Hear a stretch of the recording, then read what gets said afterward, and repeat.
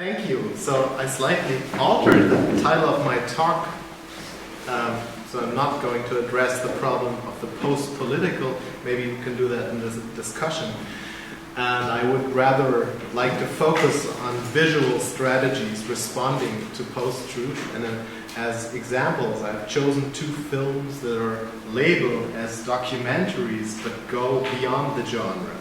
Alexei Navalny's On Vanni Dimon, Don't Call Him Dimon. Has anybody not seen or not heard of it? Let me see some hands. Right, that's great, so I don't have to explain much. Which is a film about Dmitry Medvedev's secret fortunes, not made by a filmmaker or journalist, but an opposition politician. And Victory Day, Dien Победы, by Sergei Loznitsa, portrays the 9th of May celebrations at the Soviet War Memorial in Berlin, but it refuses to narrate and focuses on scraps of conversations of passers-by, the songs Russians sing and dance, and the aesthetics of the Stalinist memorial. A sincere quest for truth dominates neither of these films, as the first was supposed to gain political leverage for Navalny, and the second is more of an aesthetic meditation along the surfaces of a ritual. But they share a visual strategy I would like to call image stabilization, as these films do not aim to disrupt images of the reality, they rather stabilize them.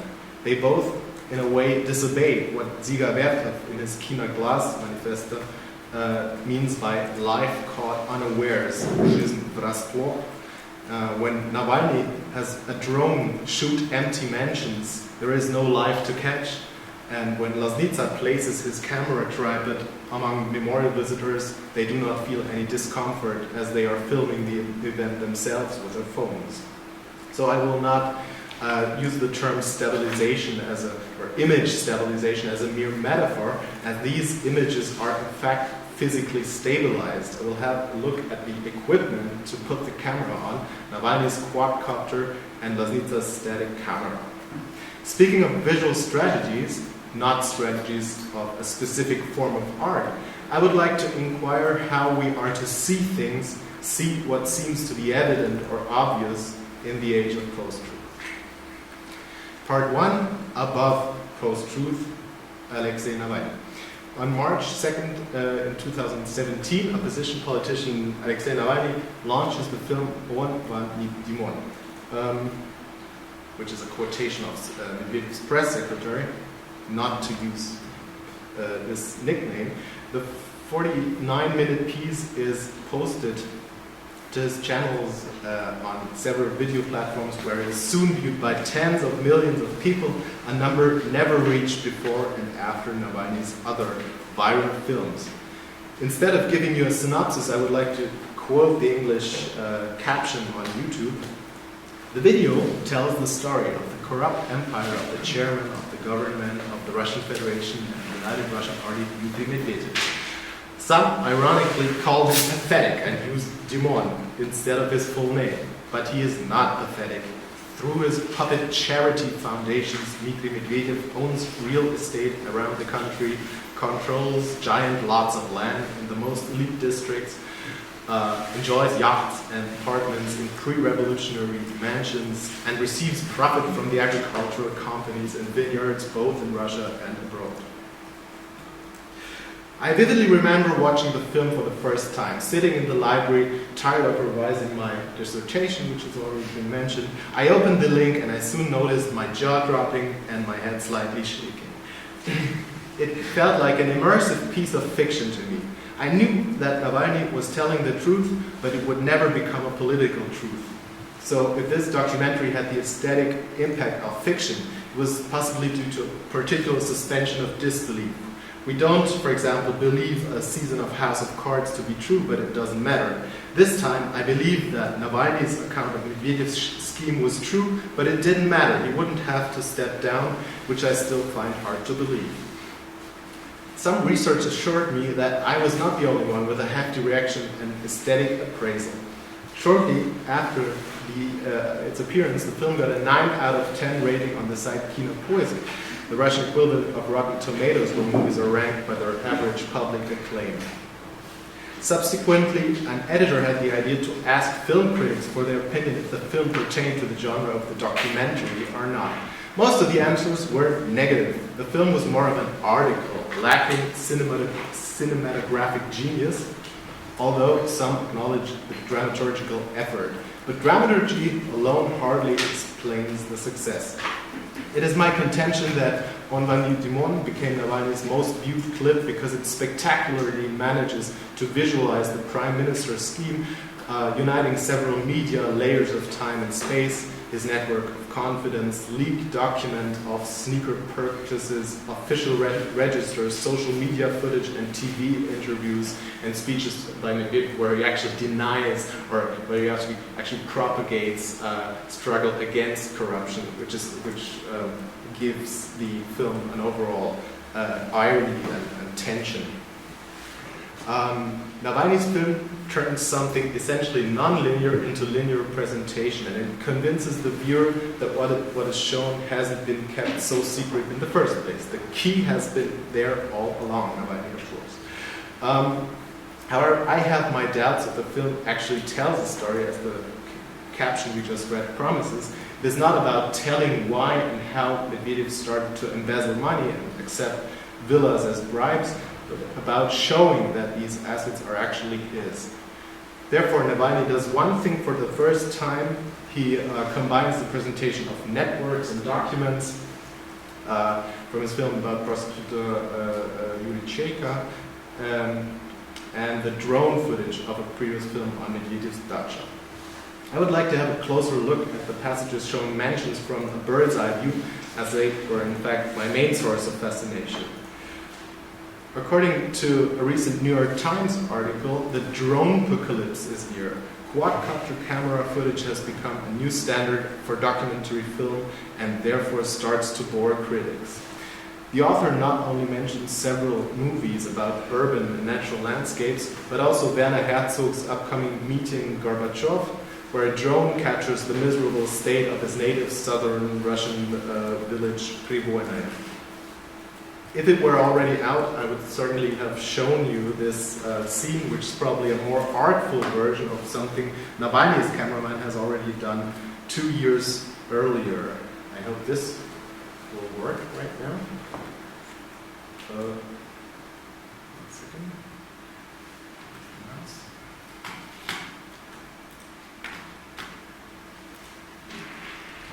Одноэтажные деревянные постройки повышенной комфортности совсем чуть-чуть.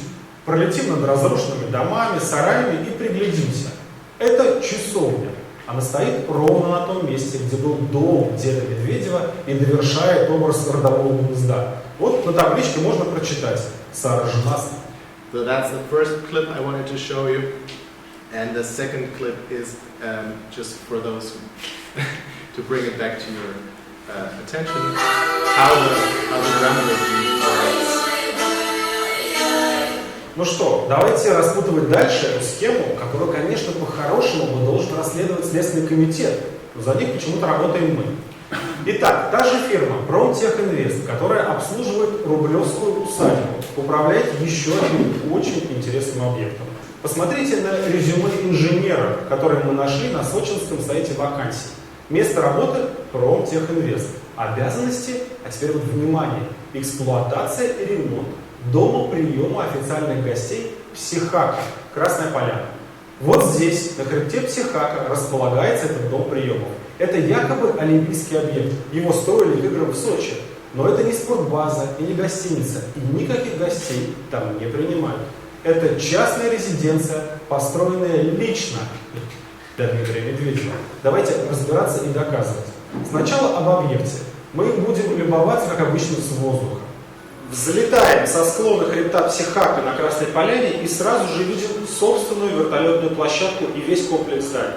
Слева гостевой дом для принятия особо дорогих гостей. Справа гараж и дом охраны, чтобы было кому всю эту красоту охранять. Оба здания больше 1000 квадратных метров.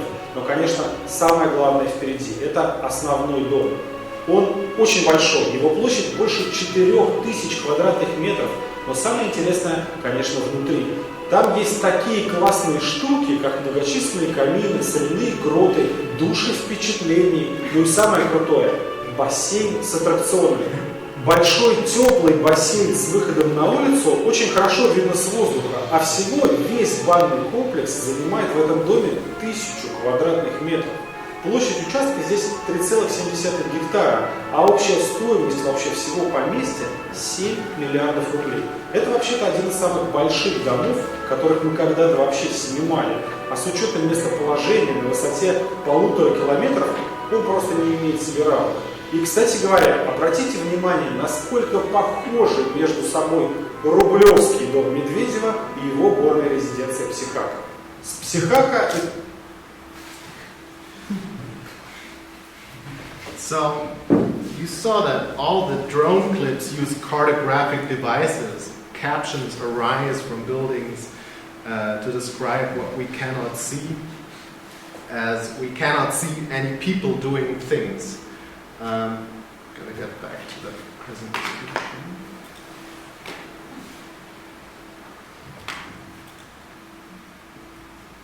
Yeah. As with all luxury items, these mansions seem so luxurious because they are not in use. In the case of Medvedev's Dacha and Plios, this luxury even applies to animals, as there are no ducks in the duck house. What makes these images surreal is not only the absence of humans and the digital post-production of surfaces, you know, everything is kind of flat and digital. It's also the movement of the camera. The quadcopter seems to hover over the objects as the images are being stabilized on 2 levels. A gyroscope, this is how it looks, provides mechanical stabilization, and digital editing further enhances the impression of a steady movement. So this creates an illusion of weightlessness and levitation, a seemingly stable but mobile point of view from above. As geographer Peter Addy has shown in several studies, the levitation of the drone cannot only be traced back to its mythical and magical sources, but also related to questions of politics and truth. Whereas in the frontispiece of Hobbes's Leviathan, the sovereign hovers over the people, you all know the picture, in Carl Schmitt's account of democratic thought, it is the people that hover, quote, hover above the entire political life of the state, just as God does above the world, unquote. From a Soviet perspective, one might add that ideology can occupy this place, as we can see in the floating words in the conceptual art of Eric Bulatov and Dmitry Prigov. In the case of Prigov, by the way, heavens already fell down, but you always have the all-seeing eye floating above things. This is just for context, not an iconographical analysis. The promise of the levitating gaze since early modernity would then be that seeing like a state secures a higher truth. But in the case of Navalny and Medvedev, this does not seem to work so well. What are we to make of an opposition icon rising above the prime minister on the ground, and Medvedev not accidentally runs his machinations through foundations, the Fond d'Art? Navalny is not Michael Moore, who confronts people. There is none of that personal action in his films. He sees through the eye of the drone and thus claims an authoritative position. And doesn't he too run a foundation, the Fond Scaruzzi, against corruption? The signal his investigation sends to those in power may be summarized as a triumph of network over territory. No matter how vast the land, through a network we can track down your misdeeds. Elevating the view, Navalny's team can determine Medvedev's position from a mountain range and fly above it. As we can tell from later videos, Navalny's team has baptized the drone Volodya, which insinuates that there still has to be a Vladimir above Dmitry. Its actual model name is, by the way, Phantom, the Phantom 4. It's actually not expensive. It's like $1,500 or something. A machine just made to haunt Medvedev. After this trip into the air of symbolism, I would like to shortly come back to the ground of politics. In a Washington Post analysis, Steven Sestanovich states that, quote, Navalny has done something unprecedented. He has forced the president of Russia to stop pretending that he is against corruption. Others may rail against it, but for Putin, corruption is now officially fake news. Seen this way, Navalny's drone films did not rise up to a higher truth, but they displaced the issue of corruption to the realm of post-truth. Part 2, among post-truths, Sergei Loznitsa. In Loznitsa's case, my aesthetic experience was fairly different. I saw the premiere of his film at Berlinale Film Festival and dozed off somewhere in the middle, as very little happens in these 94 minutes. It is a documentary on the annual commemoration of the Red Army's victory over Nazi Germany in Berlin. Every year on May 9th, people gather at the Soviet War Memorial located inside Treptow Park, and in 2017, Loznitsa was shooting the event with 2 cameras. His team was capturing various scenes of celebration, such as a Besmiertny Polk march and laying flowers on the grave of the unknown soldier, speeches, Russian music and dance, but also just people passing by. Yeah, let's have a look at that.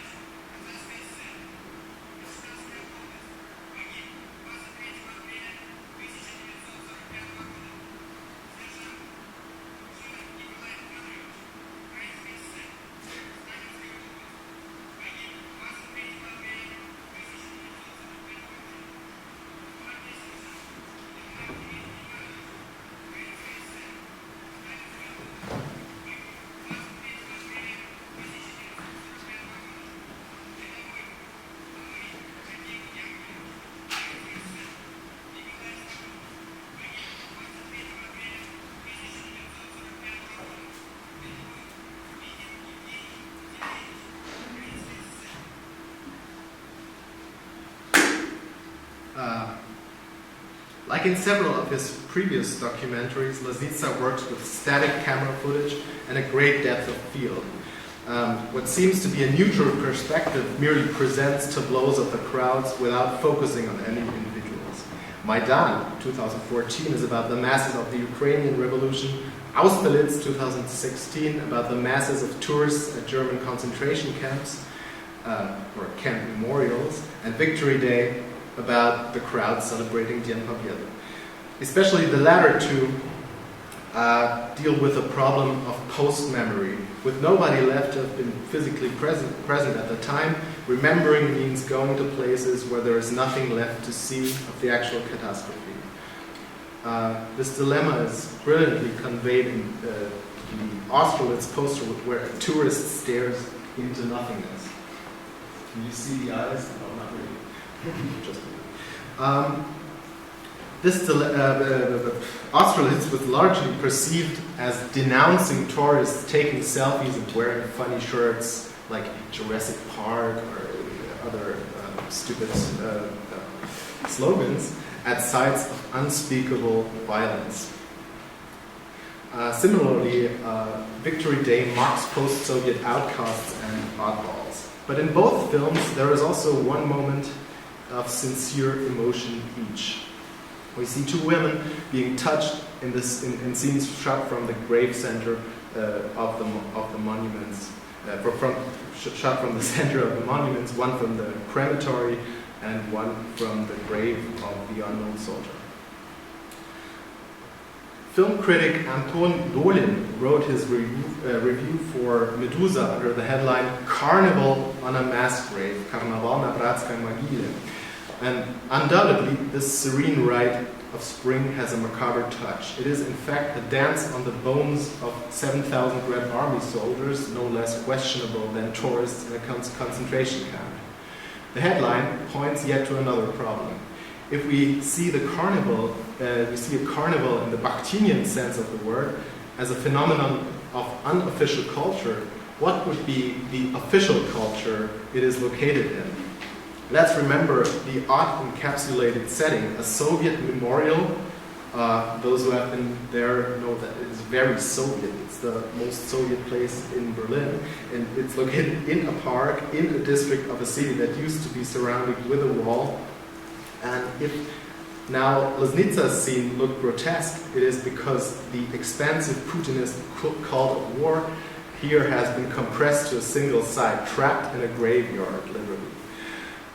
Those who celebrate Victory Day in Berlin do not look powerful, and yet they occupy a territory built for representations of power, not of the people, as this picture of Brezhnev and Honecker shows. If their celebration on the right-hand side looks carnivalesque, it is because the powerless have taken the place of the powerful, and their carnival emerges from an official culture that has tragicomically spilled into a post-official culture, and that's why I would propose the term post-official memory instead of nostalgia, because the overall question is then, how can one be nostalgic of a past that has been restored to the point of seeming to have never ceased to be? Can we still speak of nostalgia in the age of post-truth? In one extreme case, this seems to be out of the question. So,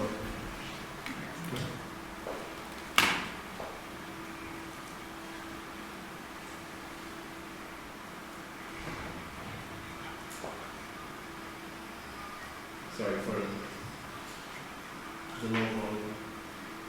Just read what he says. He speaks German, and his point is that World War II is not over.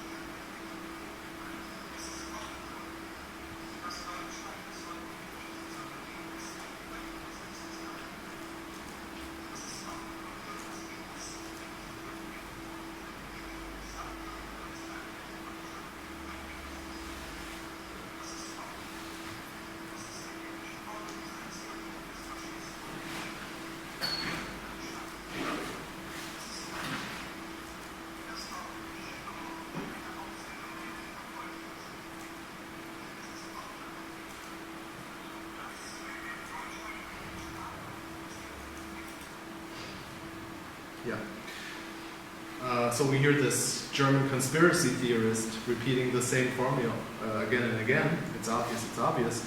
And I guess claiming that the war isn't over is not such an obvious thing to state at a war memorial. So in this figure, post-memory and post-truth kind of converge.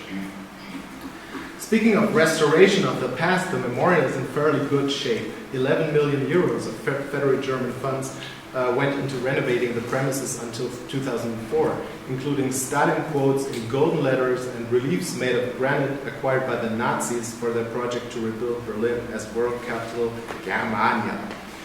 Loznitsa makes no secret of his fascination with the cleanness of these reliefs. These images provide the only narrative of the film. Between the documentary footage, Loznitsa shows reliefs of the fascist attack, the partisan war, the counter-strike, and the morning. The stone reliefs are an immobile counterpoint against the footage of the crowds, literal signs of relief, as if the film were to say, you can represent the masses, you can depict an explosion in stone, there is a referentiality of history. Stalinist propaganda tableaus of all things provide the metaphorical image stabilization the documentary footage of the present cannot have. And I guess this still shows again how self-referential the gesture of raising one's arm has become from a revolutionary gesture to self-representation, or well, taking selfies or filming things.